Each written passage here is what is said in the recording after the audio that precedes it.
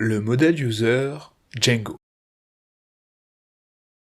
Dans cette section, nous allons observer ensemble le modèle user fourni par la bibliothèque Django, qui aide les développeurs à la gestion des utilisateurs.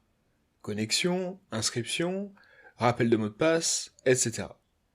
Puis, nous verrons comment personnaliser ce modèle user pour y ajouter des champs additionnels ou méthodes.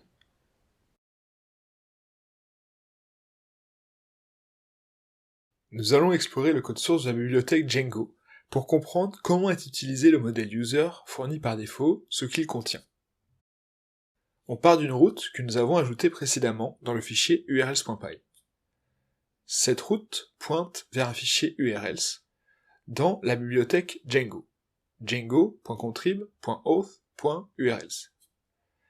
Ici, je passe sur le code source accessible depuis GitHub pour le projet Django. Actuellement, nous sommes dans le fichier urls.py.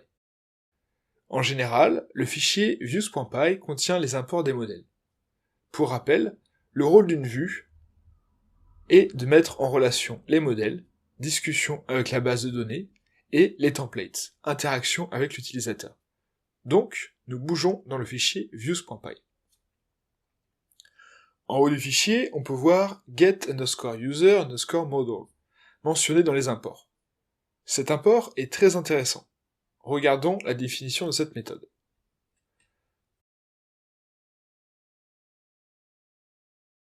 À l'intérieur de la méthode getUserModel, une configuration appelée authUserModel est utilisée. On suit la piste, qui nous amène dans le fichier globalSettings.py.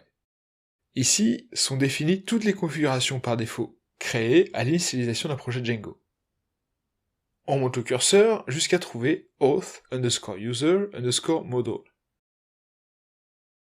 qui contient la valeur auth.user.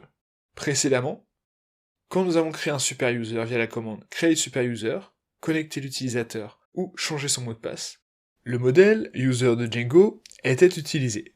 Un grand merci à cette configuration et à la valeur auth.user.